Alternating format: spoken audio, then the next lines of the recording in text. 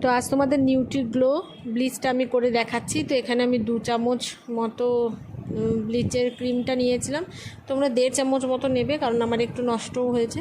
তো আর এখানে দিয়ে দেবো ওই যে ঢাকনাটা ছিল তার হাফ মতো অ্যাক্টিভেটর। তো অ্যাক্টিভেটরটা দিয়ে ভালো করে দেখো মিক্স করে নেব। তার আগে কিন্তু আমি অবশ্যই ফেস ওয়াশ করে নিয়েছি, আর আইব্রোতে আর এই কানের পাশ দিয়ে যে হেয়ারগুলো আমি ব্লিচ করব না সেখানে ভেজলিন আমি লাগিয়ে নিয়েছি। তো এর ফুল ভিডিওটা দেখতে তোমরা অবশ্যই আমার ইউটিউব চ্যানেলটাকে সাবস্ক্রাইব করে নিও। আশা করি তোমাদের ভালো লাগবে ভিডিওগুলো দেখে। তো এখন দেখো এখানে আমি পুরো মুখে কিন্তু ব্লিচটা লাগিয়ে নেব। তো যেখানে যেখানে ট্যান পড়েছে সেটাও কিন্তু এটা লাইট করতে তোমাদের সাহায্য করবে, আর মুখের লোমগুলো অবাঞ্ছিত লোম সেগুলো কিন্তু কালার একদম হালকা করে দেবে।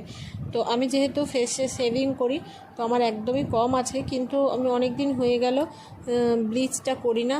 তো